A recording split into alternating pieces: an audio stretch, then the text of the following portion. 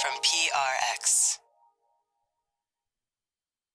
Ladies and gentlemen, boys and girls, and friends beyond the binary.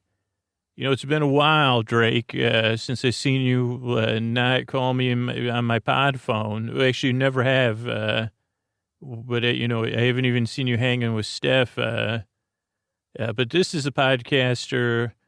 I've said it once, I'll say it again. I'm always calling it. You kind of call me on the pod phone when you need some lulls, because it's time for Sleep With Me, the podcast that puts you. And Drake, give it a shot, buddy. If you're hearing this, I'd love to help you sleep too, because, I love Canada too, because this is the podcast that puts you to sleep. All right, everybody, it's time to talk about tonight's sponsor, Helix Sleep. And I'm excited to tell you about my Helix mattress. I took the Helix quiz after I moved at helixsleep.com/sleep. And I got matched with an amazing mattress that fits my sleep needs, my feel preferences. And every winter night, I'm cuddled up in there. I am so cozy. How about you and your mattress? Do you have that kind of same relationship where every night you say, "Hey, boo, I can't wait to see you." Like a mattress that fits your needs. What do you want in a mattress? What's going to make you comfortable so that you could drift off into dreamland? That's what Helix has figured out, because you go to helixsleep.com/sleep. You take that Helix quiz. Helix matches you with the perfect mattress based on your personal preferences and sleep needs. It makes buying a mattress so easy. It brings such peace of mind. Helix mattresses are award-winning beds, not just my favorites, but they've been tested and reviewed by experts like Forbes and Wired. And that Helix mattress comes straight to your door. Free shipping in the U.S., and I know I'm sleeping good in my Helix. I just don't know about you and the mattress you have right now. Maybe it is time for an upgrade. And now is the perfect time, because, of course, Helix has a deal for our listeners. Go to helixsleep.com/sleep for 27% off site-wide during their President's Day sale. Now through March 1st. This offer is exclusive for listeners of Sleep With Me. That's helixsleep.com/sleep for this exclusive offer, 27% off site-wide. Make sure you enter our show name after checkout so they know we sent you. helixsleep.com/sleep. Thanks, everybody. Taking care of your eyes shouldn't be a hassle. That's why Warby Parker is a one-stop shop for all your vision needs. Our prescription glasses and sunglasses are expertly crafted and unexpectedly affordable. Stop by a nearby store or use our app to virtually try on frames and get personalized recommendations. Did we mention we offer eye exams and take vision insurance too? For everything you need to see, head to your nearest Warby Parker store or visit warbyparker.com today. That's warbyparker.com. Hey, everybody, this is Scoots. Instead of making pitches for Sleep With Me Plus right now, I'm doing a little listening campaign. So I'm just wondering if you've ever thought, like, one day I'm going to support the show, or I'm going to support the show later, or later this week, or later in my life. And it's not a financial later. Like, I mean, if it's a financial later, I totally get that. I've been in that place while I've been making the podcast.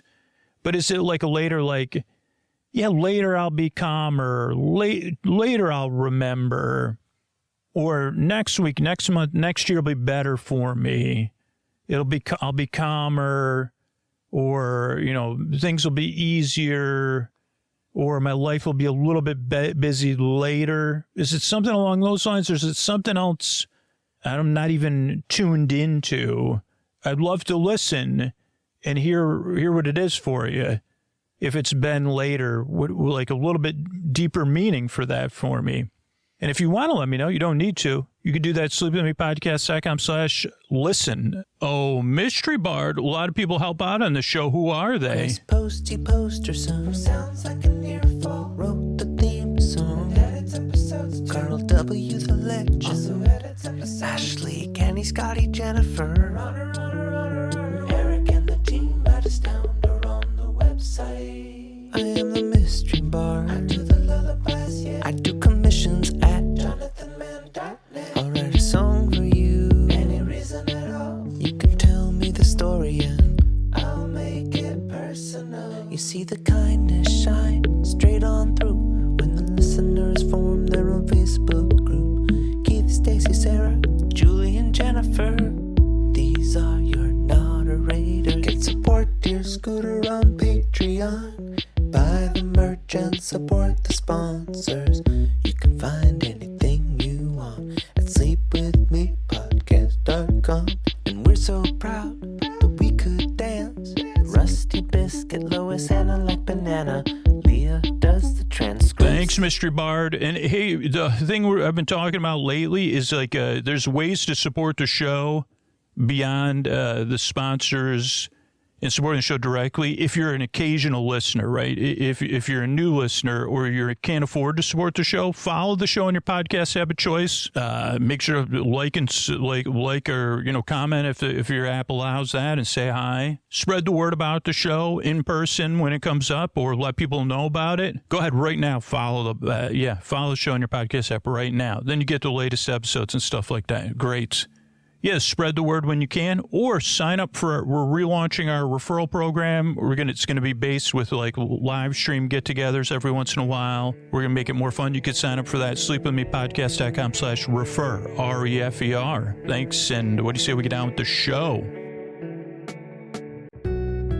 Hey, you up all night tossing, turning, mind racing, trouble getting to sleep, trouble staying asleep? Well, welcome.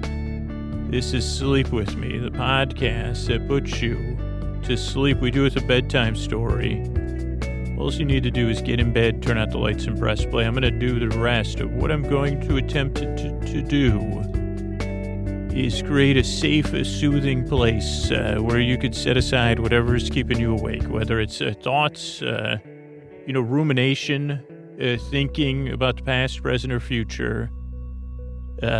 Physical feelings and sensations, emotions, shift work. You might say something about work that rhymes with shift, too. If you're working in a shift, different work schedules, different travel schedules, different changes in the routine, weather.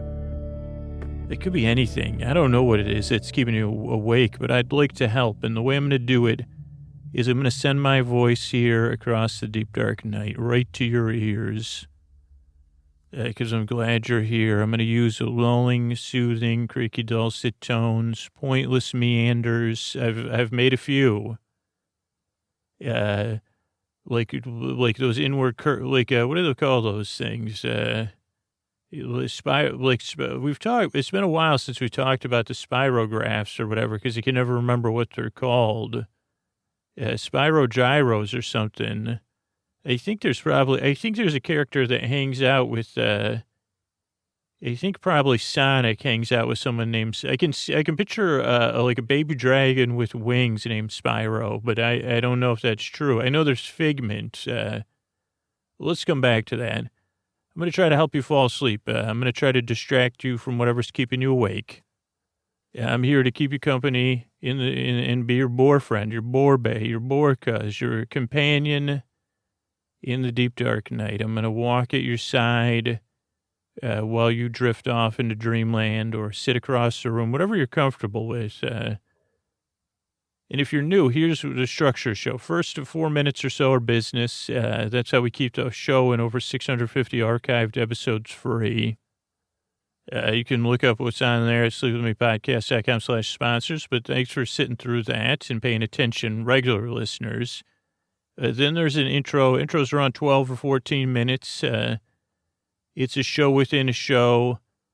A lot of listeners, I think it's good as a part of a wind-down routine. You start it playing, you get ready for bed, you start to wind down, you get comfortable. You turn out the lights, like all that stuff. But it's a monologue where I kind of try to explain what the podcast is, and I go off topic. Whether it's a Spyro or a gyro in my brain, or a Euro, hopefully I don't have one of those. Hopefully I don't have any of those in my brain. I got them on my brain. So I guess in some sense they're within my, I don't know. Let's not get too existential. But what was I saying? Oh, so the intros are on 12 or 14 minutes. A show within a show. a warm-up, a monologue, something familiar but different every time, to help set the mood for you to go to sleep, to drift off into dreamland. Then we'll have some business between the show and the story. And then we'll have a bedtime story, about 45 minutes, and then some thank yous at the end. All told, I'll be here about an hour to keep you company. You could go straight to the story. You could listen to the intros. Whatever works, I'll be here. And you're under no pressure to listen, and you're under no pressure to fall asleep. You can just kick back and relax and not pay attention. You could turn my volume down, or you could put a pillow over your speaker or your phone, or you could tune in because I'll be here the whole time. So if you can't fall asleep, if that's a regular thing and you're just looking for a friendly voice, or you're in traffic, or you're dealing with something, I'll be here. I'll be here all night. If you need me, you can put me on all night. I'll be here to help. But at the same time, I'll be here meandering, so you really don't need to pay attention. You could drift off whenever you feel like it. Make the shows an hour so you have plenty of space to come swooping in for bedtime. I think that's it. So I was thinking about, here's the thing. I forget what those things are called. We used to only buy them at garage sales. But it was a bunch of gears that fit together. I think it was called Spirograph or something like that.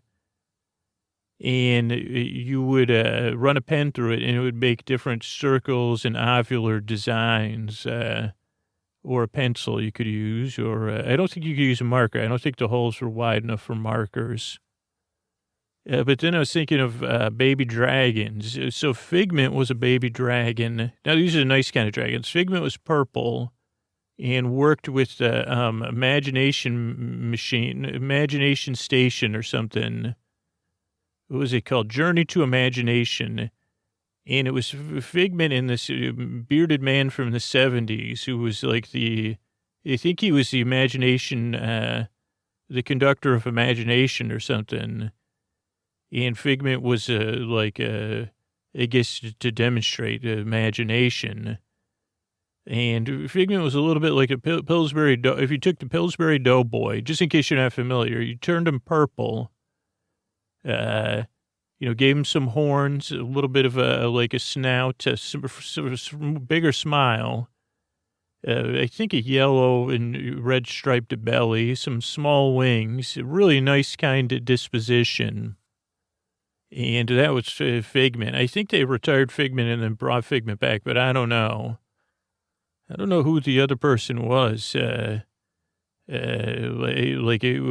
was just some dude straight out of the 70s. He looked like he could have been had a role, a non-speaking role in The Love Boat. Just in the background, working the fourth bartender or something.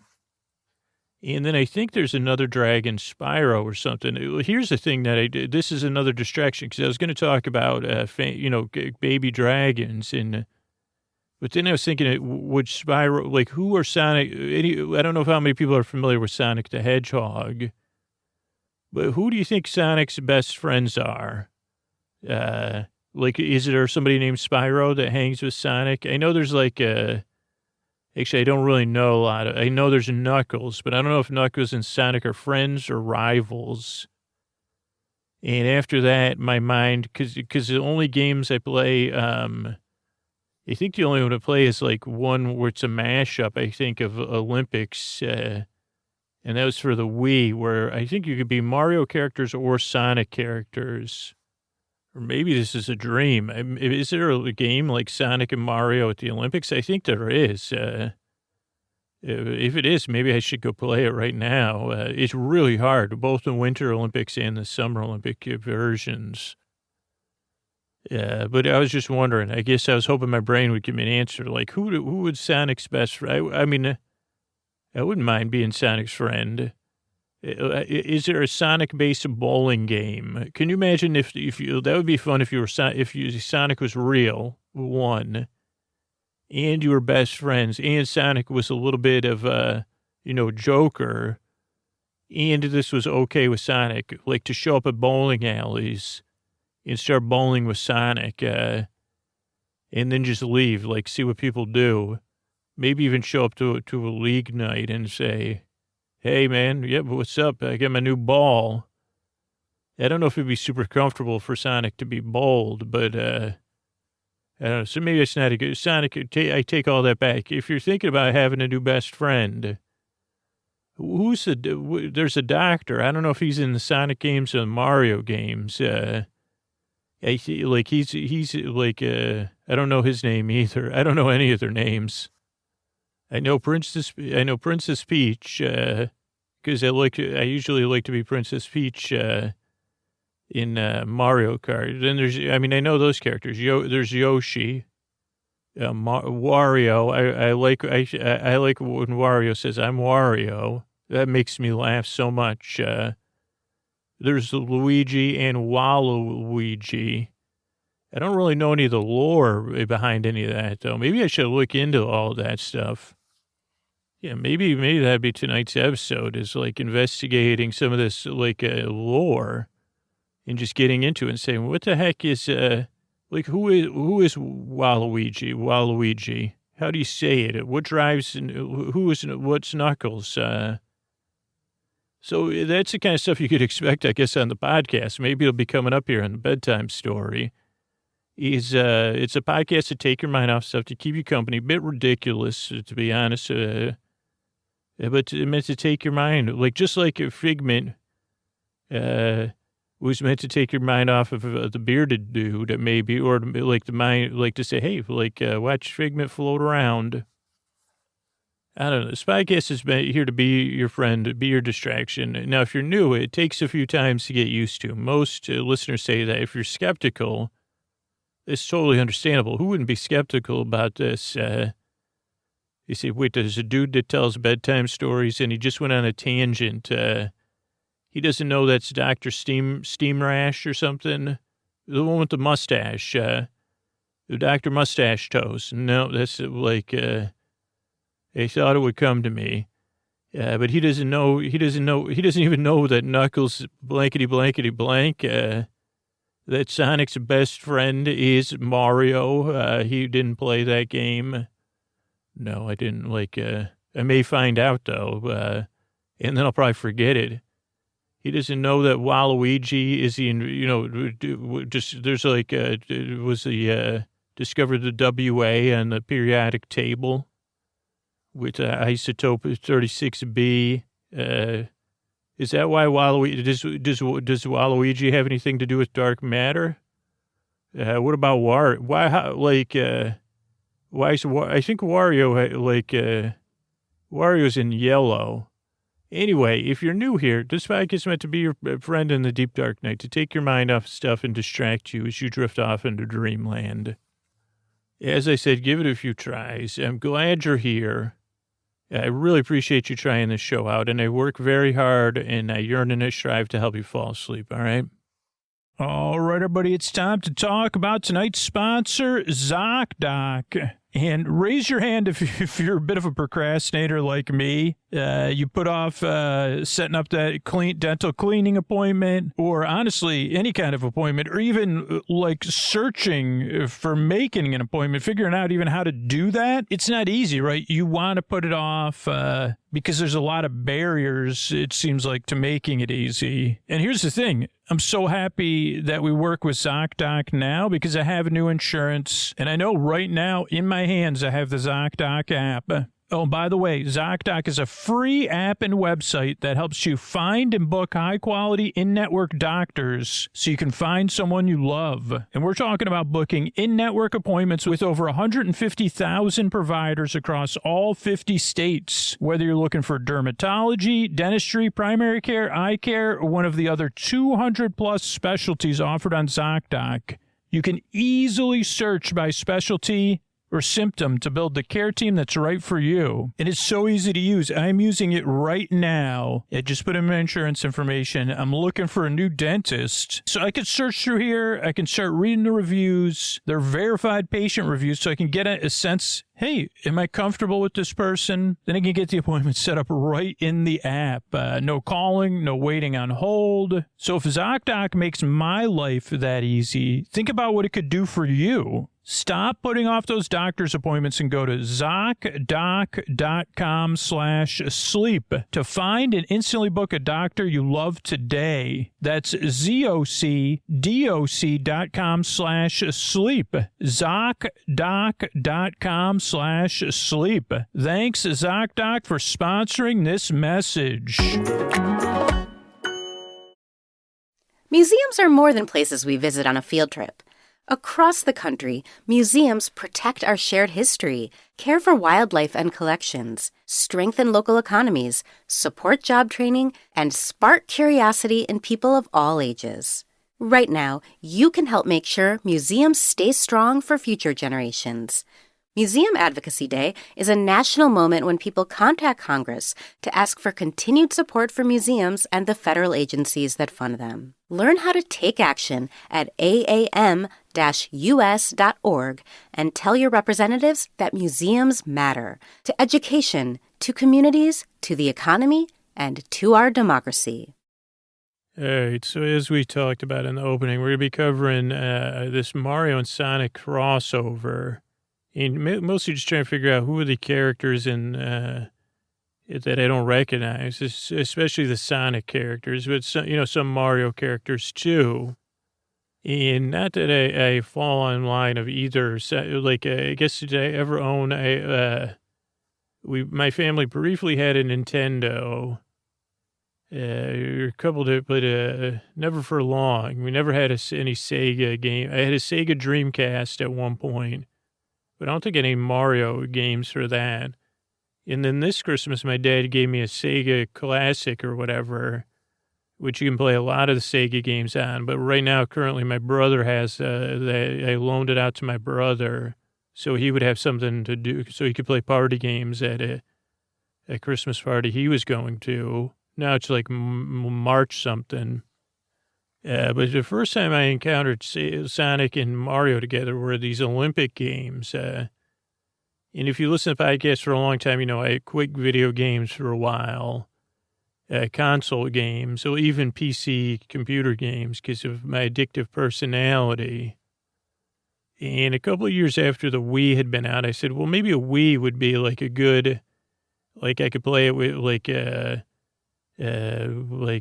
with my, I thought it'd be fun to play, and it would be less, because the games, I thought the games would be less they'd be less likely to suck me in, which was more or less true. And I thought it'd be fun. I said, hey, we could play Wii together.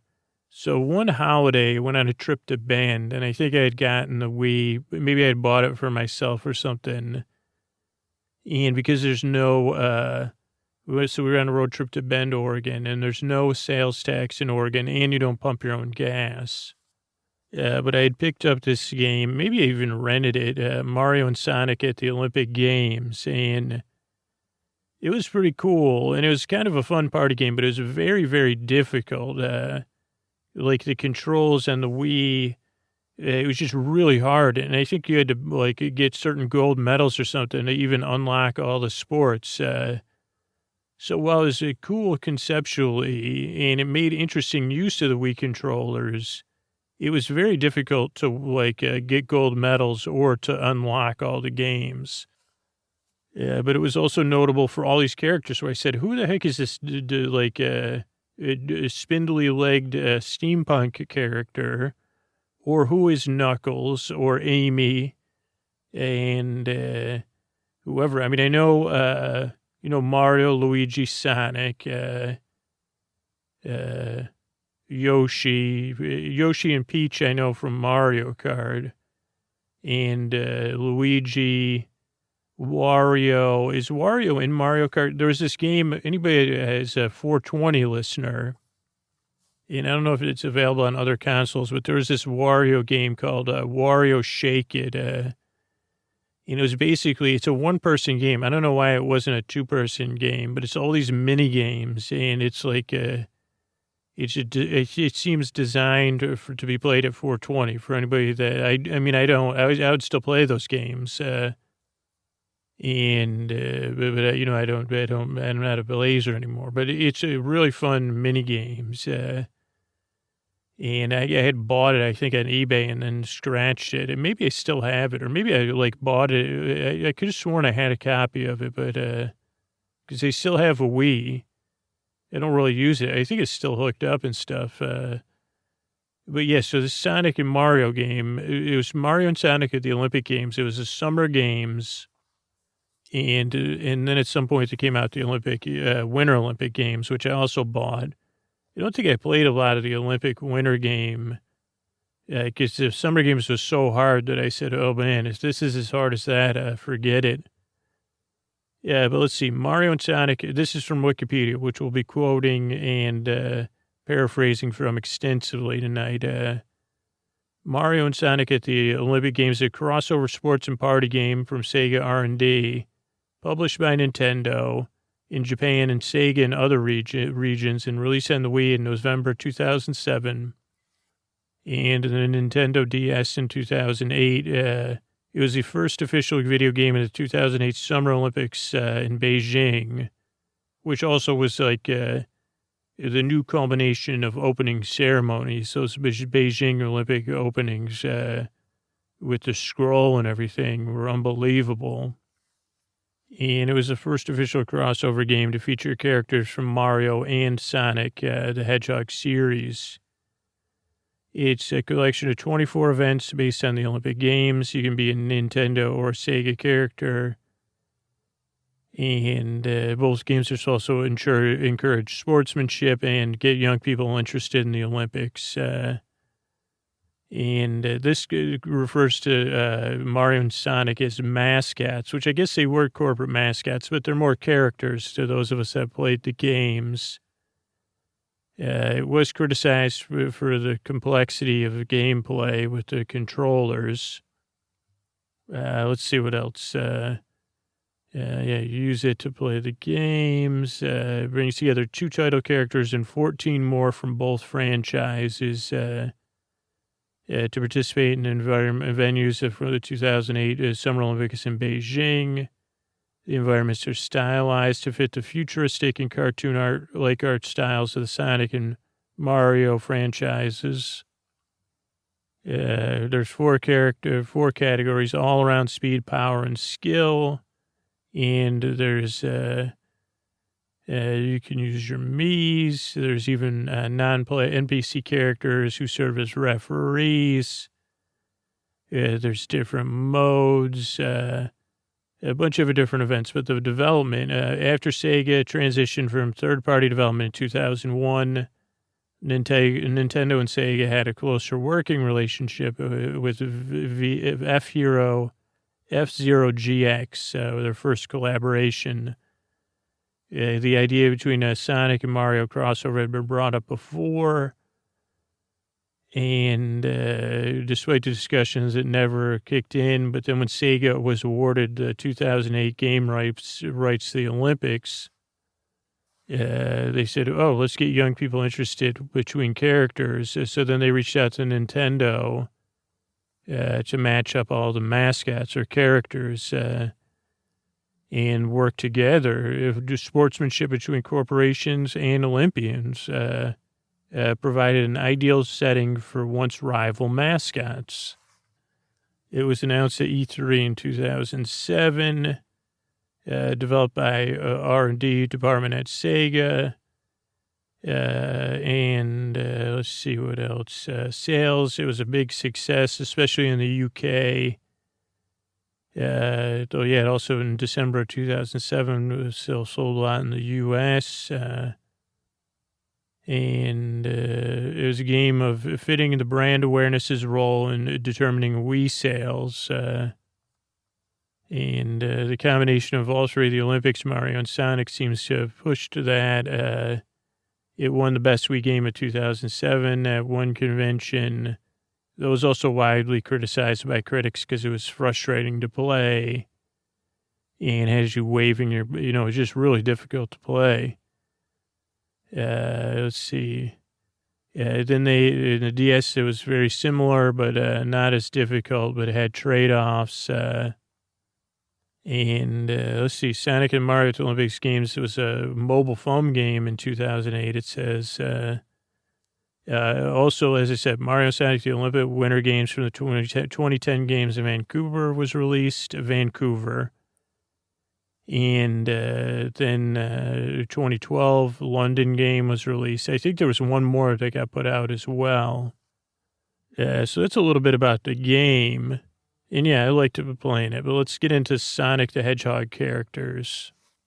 Okay, so Sonic franchise began in 91 with Sonic the Hedgehog, a blue anthropomorphic hedgehog against a rotund male human villain named Dr. Eggman or Dr. Ivo Robotnik. And we'll read all about these characters from this Wikipedia article. Sonic the Hedgehog, blue hedgehog, main protagonist. It developed as a replacement for the Alex Kidd mascot of Sega before that. Also response to Mario. First appearance was in the arcade game Rad Mobile as a cameo, and then was debuted in Sonic the Hedgehog in 1991. Now, I'll disagree with this. It says Sonic's greatest ability is running speed and is known as the world's fastest hedgehog. But I think it's the ability for Sonic to roll into a ball myself, and, so I guess I right away I say, well, Sonic's fast, but if Sonic can roll, spin, or whatever, but I mean, again, I haven't played the game in a while. Sonic can also use the power of the Chaos Emeralds to become supersonic and get even faster.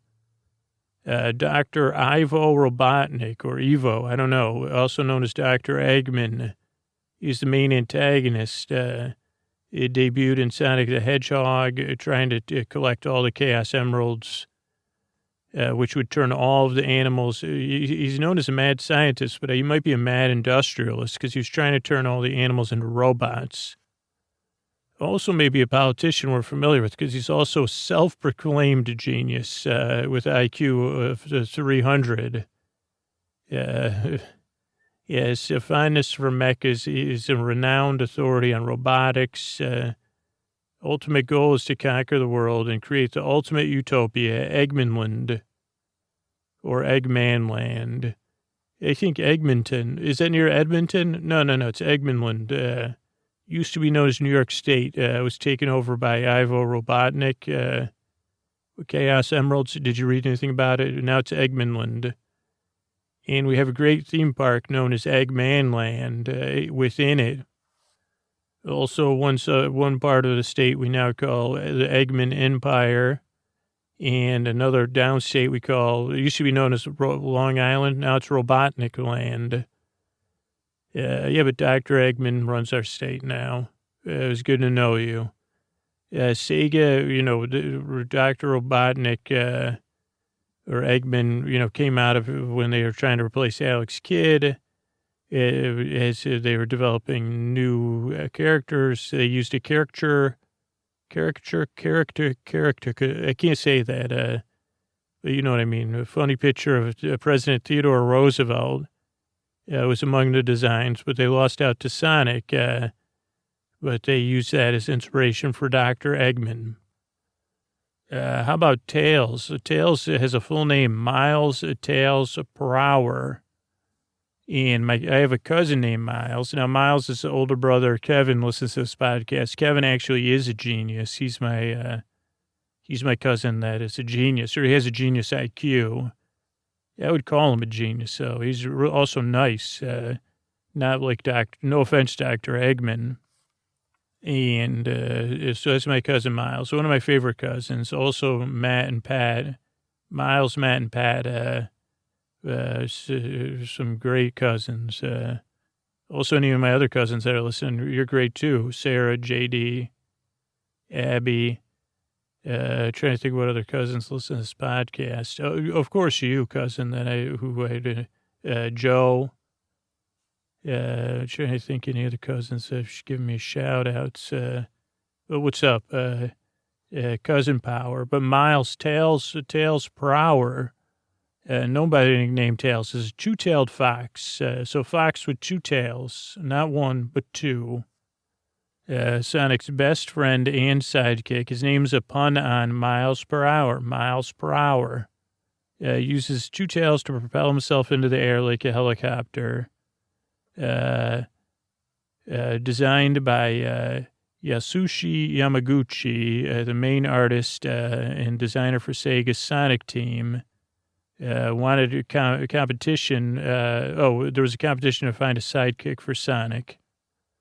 Robotnik was messing around with Tails and has appeared in almost every Sonic game and also two spin-off games, Tails' Sky Patrol and Tails' Adventures. They missed out on a chance because Tails is known for a high IQ and great mechanical ability. He should have been on Tailspin. If Tails could have hung out with Launchpad or whatever. Or DuckTales, but I think a Tailspin would be better for Tails per hour, Miles, because he's a helicopter. So that could be a crossover one day. How about Amy Rose? I'm talking about Amy Rose, the pink hedgehog who believes herself to be Sonic's girlfriend. She first appeared in Sonic CD. Metal Sonic kind of ruined her day. Has been alluded to as Princess Sally in Western game manuals to tie in with the cartoon. But she became known as just Amy. How about Amy, Yankee Rose or Amy Thorny Rose? Let's give her a nickname already. Or maybe she doesn't need one. She doesn't even need an introduction. But her first playable appearance was in Sonic Drift. Not possessing the speed or strength of other characters, hello, patriarchy, Amy uses a Pico hammer as her weapon. So nice job on that one. How about Metal Sonic, who is a robotic version of Sonic created by Dr. Robotnik, appears in Sonic the Hedgehog CD, is given orders to go back in time and change the past so that Dr. Robotnik can rule the future. What about Dr. Robot, what is that, Dr. Roboto or something? Isn't there a song I guess I shouldn't be bringing that up. Thank you very much. I don't know. But Sonic races against Metal Sonic at the Stardust Speedway to free Amy Rose. And Metal Sonic pops a spare tire, but has to be, is later rejuvenated by Robotnik, a.k.a. Dr. Eggman, for Sonic the Hedgehog 4, Episode 2. How about you just call it Sonic 5 or... then lost again to Sonic, returns in Knuckles' Chaotix, where Metal Sonic tries to get to Chaos. Metal Sonic got a big write-up here to Chaos Rings, also stopped by Chaotix, was the main antagonist in Sonic Heroes, and then was known as Neo Metal Sonic, and then transformed into the final boss, Metal Overlord. It was defeated again by Supersonic, Tails and Knuckles, then reverts to its original appearance. It was also in Sonic the Hedgehog OVA, where Eggman records Sonic abilities, then uploads them to Metal Sonic, try to get rid of the world. And Dr. Eggman ends up visiting a volcano, or maybe Metal Sonic does. Also a character you could play it as in Sonic Rivals, a lot of different games, and all of the Mario and Sonic titles. I kind of remember Metal Sonic. You see, you can't really swim with a metal. Also, Metal Sonic has a jet engine and a force field device. And the only time Metal Sonic was ever able to talk was in Sonic Heroes. In Game Daily placed Metal Sonic 13th on their top 25 game robots list, describing them as Dr. Robotnik's greatest creation.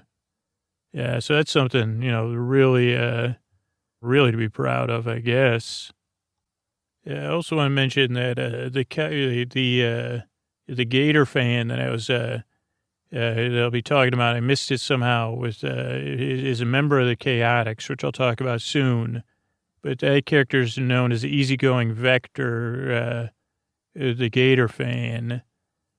And the other Chaotic members, I just talk about it as a team. But Charmy, the flying fuzzy friend, Mighty the armadillo, Knuckles, and Ninja Chameleon. But I don't know why I like Vector seems like one of my favorite characters, even though Vector doesn't really get much of a write up here on Wikipedia. But I just had to stop for a second and talk about Vector because Vector has headphones on. At least when I see Vector in the Mario and Sonic game, I guess. But yeah, let's. I guess maybe I should move on to the next character here. The Echinda. Echinda is Sonic's friendly rival. First introduced in the Sega Genesis game is Sonic the Hedgehog 3. Knuckles lives on Angel Island, but I don't think the one. I was thinking of Angel Island by me, but it's the one that hovers in the sky due to the power of the Master Emerald. As the last surviving member of the Echinda people who once inhabited the island, his duty is to guard the Master Emerald. During conception of Sonic 3, they wanted a new rival for Sonic. The final design of Knuckles was the result of dozens of possible designs inspired by numerous animals. A character with many different abilities and skills, he is physically one of the strongest characters of the Sonic series. His strength and mastery of martial arts enables him to perform feats like shattering boulders. He can trap air under his dreadlocks. I didn't even know he had dreadlocks to glide for short distances. Here's another character, Egg Robo. That's one word with capital R, EGG capital ROBO, Egg Robo. Oh, it's a thing though. An Egg Robo is an egg-shaped humanoid robot which resembles Dr. Eggman. First appeared in the game Sonic and Knuckles. Like in Knuckles' story, however, one Egg Robo replaces Eggman at the end of the zone boss in a number of levels. An Egg Robo later appears in Sonic R as a playable character and in the form of a kart racer in Sonic Adventure 2. Fang was initially known as Knack the Weasel in English localizations. It's a purple Wolfie Poo Weasel hybrid and was first in Game Gear, Sonic the Hedgehog in 90, and then in Triple Trouble in 94. He's a treasure hunter in search of the Chaos Emeralds. Who could blame Fang? And he doesn't know their true power, though. He just wants to sell them for a profit. He's a slick, sneaky, and mischievous, and is willing to even take the emeralds for an easier job. Tries hard to outwit others, but is held back by his naivete, and often fails. And had some cameo appearances, even has a robot character's illusion in Sonic Mania in 2017. Chaotix, CHAOTIX, are four characters that came out in Knuckles Chaotix as the main characters, and later formed their own detective agency in Sonic Heroes. IGN described them as charming. There's Big the Cat, who first appeared in 98 Dreamcast game Sonic Adventure, where he was placed just to justify the presence of a fishing rod in the game. although he's conceived beforehand, a big blue anthropomorphic cat, and while unintelligent, sweet, easygoing, and strong. In Sonic Adventure, big story involves his frog fishing friend Froggy. He has to fish Froggy out of waters because Froggy ate a Chaos Emerald. And then he teams up with Amy and Cream the Rabbit in Sonic Heroes to search for Froggy and a lost Chow called Chocola. Been in other games, was a non-player character in All-Stars Racing. Oh, poor Big the Cat has appeared on several lists for worst video game characters of all time within the Sonic cast. Man, there's Wikipedia. Due to his poor reception and apparent uselessness, they kept him out of any future games. Though this says so yeah, that's Big the Cat, everybody. Chaos, which is not to be confused with Chaos Sonic, is a Chow who ran into some Chaos Emeralds and is the guardian of their species, protects the Master Emerald, and provides clear water around its altar. It's a water-like being that can manipulate its body, stretch its limbs, or liquefy itself. Pretty cool. Then there's the E100 series, which is a group of robots created by Dr. Eggman, in his quest to take over. There's E100 Alpha, better known as Zero. Tried to take Amy's bird flicky friend Birdie. There's E102 Gamma, who's got some special arms, but Gamma turns against Dr. Eggman after it has a heartfelt conversation with Amy Rose, who becomes its friend. E123 Omega, is in a base with Shadow and Rogue the flying nightbird. It releases Shadow from a stasis, really complex there. Also, Omega appears in Mario and Sonic at the Winter Games, in speed skating and short track, and at the London Games in the 100-meter sprints. Oma Chow is a robotic Chow with a propeller on its head, and has been in a bunch of games. It was also referee in Sonic Rivals 2, a referee in Sonic and Mario at the Olympic Games. It gives hints in Sonic Advance 3. Tickle, the Echinda, is a daughter of Chief Patch Kamak, and from the same, is an Echinda just like Knuckles is. Thousands of years before the main events of the game, she tried to stop her power-hungry father, who was pulling an Eggman, and she comes into contact with Chaos and a group of Cow, I guess it would be, at the Shrine of the Master Emerald, and they like how friendly she is. Shadow, the hedgehog, is an artificially version of Sonic. It's a black and red male hedgehog, but has trademark hover skates at propel him at speeds that rival those of Sonic. According to official profiles, Shadow was created 50 years before by Professor Gerald Robotnik, and is sharp-witted and always on edge, and has one goal and really focused on its goal. Was good friends with Maria Robotnik, and Shadow made a promise to her. Although his relationship with Sonic seems to develop from an antagonistic to a friendly rivalry, animosity from not understanding their different mindsets still occurs. Professor Gerald Robotnik, I'm guessing that's Eggman's dad, grandfather of Maria Robotnik and Dr. Ivo Eggman Robotnik, 50 years before the main series, worked for the United Federation, creating stuff. Maria Robotnik mostly appears in flashbacks.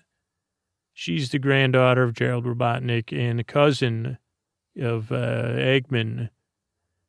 And she was having a tough time. Gerald tried to create a helper, but was misguided and then created a bunch of things. Rogue, the Nightbird, has been in a bunch of games. She's also a treasure hunter, and she can fly. Cream, the Rabbit and Cheese, is a peach-colored rabbit with a constant companion named Cheese, blue chow with a red bow tie. And she's been in a bunch of games as well. Politely minds her manners, but can act childishly. Can achieve flight for short periods of time by flapping her large ears. And Cheese also helps her. The commander of the Guardian Units of Nations is they took place on a space station explored in Sonic Adventure 2. Friends with Maria Robotnik, witness the creation of Shadow. Then there's Blaze the Cat, a purple cat princess from an alternate dimension. She's the guardian of the Soul Emeralds, her dimension's version of the Chaos Emeralds. So she's similar to Knuckles. She's calm and level-headed, but hides her true feelings, sometimes bogged down by her own strict discipline and devotion to her position. Blaze also has a cape, and she can do a lot of stuff. She was in Sonic Rush, Silver, the Hedgehog's friend, Sonic Rush Adventure. And she was also playable in all 5 Mario and Sonic at the Olympic Games. I remember her. I don't know how many more. We got Eggman Nega, who is Eggman, descendant from 200 years in the future. Arch enemy of Blaze the Cat and later Silver the Hedgehog. Resembles Dr. Eggman, but personality is different. Heartless, calculating, but polite speech and manners. Then there's like avian thieves called the Babylon Rogues, who that's like Jet the Hawk, Wave the Swallow, Storm the Albatross. Silver the Hedgehog is a silver-furred hedgehog 200 years from the future. First appeared in 2006 as Sonic the Hedgehog. He traveled back in time with Blaze the Cat to deal with Sonic because they thought Sonic messed up their future. Telekinesis, he can levitate objects, interact with the environment, and can use the Chaos Emeralds to transform into super silver. There's Orbot and Cubot, robotic assistants to Dr. Eggman. Or Eggman also appear in the Olympic Games, Winter Games, as the host of the Action and Answer Tour, I think, or something. Wisps are from a grass luxury planet called Wisp, and they're pretty cool. There's a lot of write-ups. Styx the Badger, Brown Badger, and she also appears in Mario and Sonic at the Rio 2016 Games. So that's a little bit, so those are some of the characters from Sonic. And let's run through the Mario characters. Not that they're any less, but they are just less known, I would say. But we'll be looking for some surprises. They don't have as in-depth ones, so this might be quick. Mario is an Italian, according to this, and the main protagonist of the series, who was introduced in 1981. Luigi is Mario's younger brother, but taller, fraternal twin brother. Oh, he's a younger twin brother, and he's the official player, too, of the series.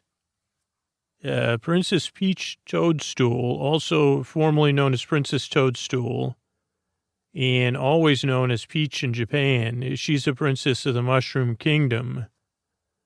Toad is known in Japan as Kinopio, is a mushroom-like humanoid character. Yoshi is once romanized as Yossi, is an anthropomorphic dinosaur.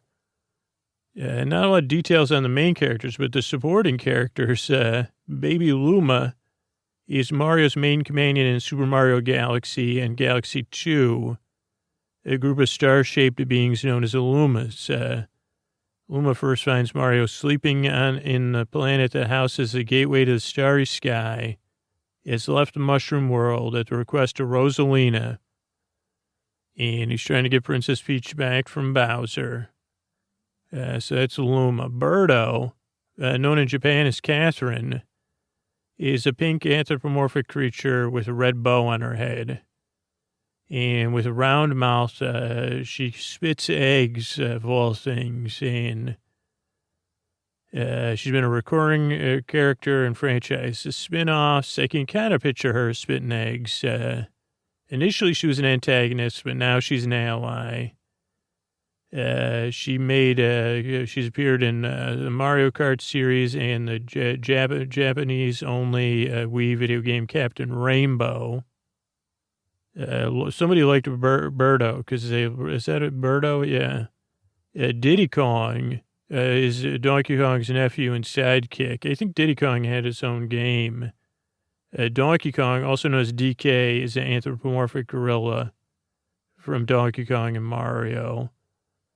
Pauline was the original damsel in distress from Donkey Kong. She also appeared in Mario vs. Donkey Kong 2.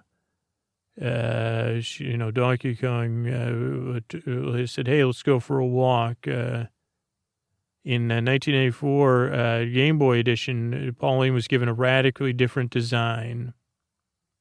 Then there's a letter like Princess Daisy is princess of the Sarasaland. She was appeared in Super Mario Land, and they give role usually reserved for Princess Peach. Also in Mario Tennis, Mario Party 4. Maybe was involved, according to this, with Luigi, but Waluigi likes her as well. As of 2016, Princess Daisy has appeared in 56 games, most of which she's a playable character. Even a small appearance in NES Open Tournament Golf as Luigi's caddy. How about Professor Egad? Egads, I say? It's Elven Gads. A scientist with varied inventions to help Luigi get Mario and save the mansion. He appears in Luigi's Mansion, where, Luigi's house has a bunch of trouble. Also, Super Mario Sunshine, Mario and Luigi Superstar Saga, Mario Party 6. Rosalina, also known as Rosetta, is the adoptive mother of the Lumas and watcher of the cosmos. So you want to talk about a Mario-based belief system, you got it.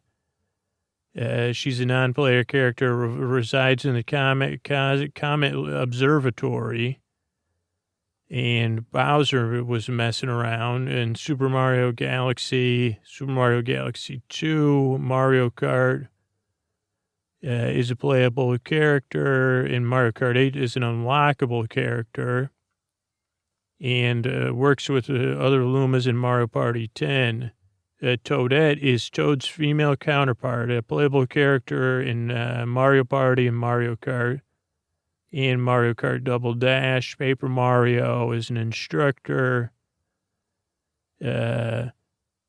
She has a regular mushroom cap, but hers is pink. Like, super, man, the world's changed in 10 years, or should have. How about Toadsworth? That's an elderly Toad and Princess Peach's longtime steward, first appearing in Super Mario Sunshine and Mario and Luigi Superstar Saga.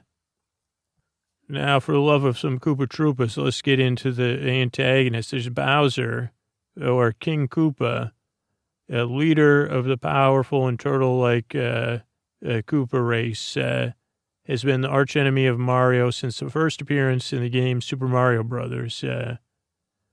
And main thing Bowser wants to do is hang out with Princess Peach and run the Mushroom Kingdom. Bowser Jr. or Koopa Jr. or simply Jr.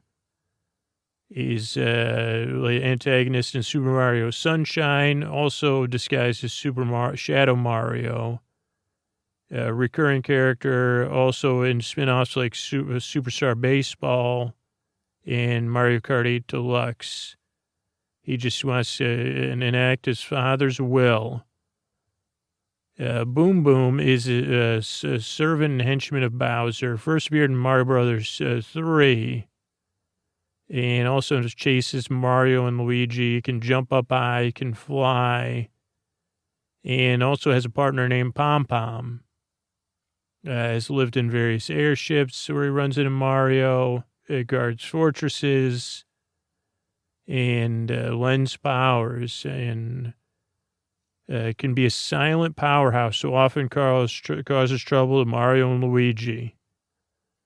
Fawful, which rhymes with awful, is also a recurring antagonist, and can be a sidekick to the main antagonist. Has been in Superstar Sagas, or as a sidekick of Cacaletta, who tried to awaken the Beanstar, which could grant wishes. In Partners in Time, Fawful works as a shopkeeper in the basement of Princess Peach's castle, but still harboring plans to deal with Mario and Luigi. In Mario and Luigi Bowser's Inside Story, Fawful was the main antagonist, with a sidekick named Midbus. How about Kamek, who is also known as Magikoopa, or Magikoopa, acts as Bowser's caretaker during childhood, is a high-ranking minion, Yoshi's arch enemy, main antagonist of the Yoshi series. He is magic, he can self-duplicate, teleport, and has, other magic powers. Has chased after baby Mario and baby Luigi and tried to kiss him on the cheeks and other stuff. Even appeared in one of the Tetris games, so we'll stop at nothing. Kami Koopa is an elderly Magikoopa, an advisor and babysitter for Bowser in the first two Paper Mario games. King Boo is antagonist to Luigi's Mansion and lives on the big farm. Koopa Kids, or Mini Bowsers, are Bowser's minions, only appeared in Mario Party series. Koopa Lings are 7 childlike characters: Iggy, Lemmy, Larry, Ludwig, Morton, Roy, and Wendy. And they're the children of Bowser, and appeared in Super Mario Brothers 3 and some spin-offs. Petey the fish, also known as Boss Pacoon, is a powerful plant, believe it or not. And usually these kind of plants grow from pipes, but Petey has grown feet and runs around. Primary boss of Bianco Hills. Pom Pom, as we said, is Boom Boom's partner and counterpart. Tatanga is from outer space. Goes for a walk with Princess Daisy. Wart is an anthropomorphic frog king from Super Mario Brothers 3. Yeah, it was there in lieu of Bowser, who was taking, holding out for more money for Super Mario 3. And Wart controls a dream machine and has a severe weakness to vegetables. That's pretty funny. Also has a cameo appearance in Legend of Zelda: Link's Awakening and Super Smash Brothers. But is one of the weakest characters. And then our anti-heroes are Waluigi, Wario's partner and Luigi's arch rival, and Wario, an arch rival of Mario. So I guess I'll have to learn more. One other day I'll learn more about Waluigi and Wario. But for now, I hope you dream of Koopa, because some of those, I don't know who was the one that floats on the cloud. But yeah, you could picture a world where Mario and Sonic and Knuckles and Wart and Waluigi and Tatanga can all run together. All go to the Olympics together and say, hey, let's do this for teamwork. Let's do some ice skating. Let's do some table tennis. Let's do some swimming, some running, some track and field. Let's be on the same team. Princess Peach and Dr. Eggman, maybe, and work together. and enjoy ourselves at play, have fun in a game, having fun. Whether you're a Sonic fan or Mario fan, or you're a fan of both, or you're just confused, like who's the DJ that's also a Gator fan with Biggie? I don't know, but I know they're all there to make us smile. Good night. All right, but this is Scoots with a tuck you in message at the end of the shows we do. And this time I'm going to ask questions because since April of 2025, we've been trying to look at I don't know, what I'm doing is not working, so I'm trying to change what I'm doing, I guess. So I've been trying to get some questions together, and you could answer these questions or not. You don't need to. Or these ones are kind of just, hey, if you just happen to be listening in. But I'm here to listen to those answers, and you could answer those if you happen to want to tomorrow or even tonight at sleepwithmepodcast.com/listen. So, yeah. And this will help me understand, especially people that listen, have been listening longer than 6 months, have been listening longer than a year, have been listening longer than 3 years. People that listen most nights or listen all night long or fall asleep fast, or you've been listening so long that everything kind of blends together. You're like, I don't even know how long I've been listening. So one question would be like, when you press play with Sleep With Me at bedtime, what's something you hope doesn't happen?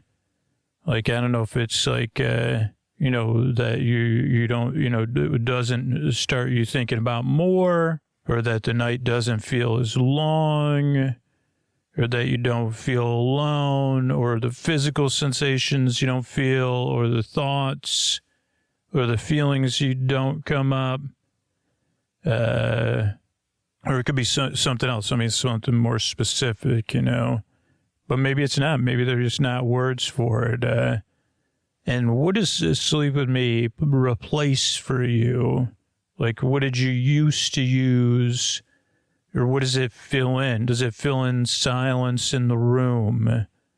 Like a TV that used to be on, or something, a show you used to stream? Does a show Sleep With Me replace your thoughts? Like a train of thoughts you got to go on a ride with. Does it replace, I don't know, something that helps you rest? And then I guess, like, I'm curious, like, if you do hear the requests for support and the kind of varying degrees of feeling I have when I'm making those messages, right? And then maybe they kind of slide by or slip past you. I want to know more about that, like... So when you do hear those messages, if you do, like, what thoughts or feelings come up? Is it something like, I'll do this later, or someone else probably has it covered, or you don't need my support, or I don't want to think about that right now, doing something or paying for something or taking any steps? Or is it like, that's just not for me. I'm not a person that supports podcasts, or that doesn't sound like something I want to do or need to do. Okay, and then if you are one of those people that says, yeah, I'll do it later, like, what does later mean for you, right? Is it like later, and this is one that comes up in my personal life, there'll be a better time in my life later for this. Like, my life will be more calm, or I'll be more, these are my words that I use for internally, not for you, but I'll be more emotionally able to handle that later, or I'll remember later, or maybe I'll be sleeping better and I won't need to do it later, or maybe my sleep, maybe my life will be less full later. And then another question is, like, if you've ever looked at joining Sleep With Me Plus and thought, like, I don't need more, or the free show always works for me, So what else would I need? I'm curious about that, like what the more might be. Does it sound like more work or more effort? Like, does it sound like you'd have to do something or manage something new? Does it sound like a change to a routine that's already kind of working that you don't want to mess up? Because I can't keep doing, like I've got to change around the messaging around the show, even if it doesn't end up working out, because it's just, I want to be closer to the listeners I have, you know, and I don't want to expend so much time and energy keeping the show going, or with my concerns around that, that it makes it impossible to make the show anyway, almost. It's kind of gotten to this point where it's like a conundrum, I guess. So I want to move to getting to know things better, and then trying to do some things in a different way. I don't know if a more holistic way is the right way to say it, but so yeah, that's what kind of those questions are about, is me kind of understanding more, listening. And most of the questions will have open-ended answers too. So if you want to do that, you can fill, like, I got a survey. I don't know if it has all those questions on there, but sleepwithmepodcast.com/listen. Or if this kind of pushed you over the edge, you know, you could always support the show at sleepwithmepodcast.com/plus. But I think it'll say that at listen anyway. And again, there's no rush requirements. It's just, this way of like, I want to keep making this podcast, ideally for a long, long time in the future. And most of our funding comes through like 80% of the way we pay our bills is by listener support. But I want people to feel welcome, right? And it's kind of gotten to this point where it's like, I think I already said though, it's like I'm so concerned with keeping the show going, it's almost making it possible to keep it going and maybe pushing people away, which I don't want to do. Because, again, my goal this year is not just to keep the podcast sustainable, it's to bring sleepy joy and delight. So I'm hoping I could do both those things together somehow. So I'm hoping, some of this idea of listening and getting to know. And if you are, the thing is, and it's also no pressure, like if you can't support the show, or you decided when we did it last year, you were like in the group of listeners like, no, I don't want to support the show ever. That's great, because we like, it's the people that I've never heard from, right, that I'm trying to get to understand better this time, who are like in a position where they can support the show. And it's just like, I don't know. So anyway, thanks so much for listening. And if you're new or occasional listener, or you already decided not to support the show, you're not in a position to support the show, thanks, because you're taken care of. Like, and I think probably me getting through this phase of the show will positively impact your show, because I know when I'm really feeling it, like I'm really like, you know what I mean? You could hear it in the tone of my voice on some of those reads. And I don't know, I'm trying to find a better way to move forward with the show. And I guess I apologize when it's like, I don't know, everything's kind of intertwined. So I wish there was an easier, perfect way to do all this. So I guess I'm going to try this way and see how it goes. Thanks.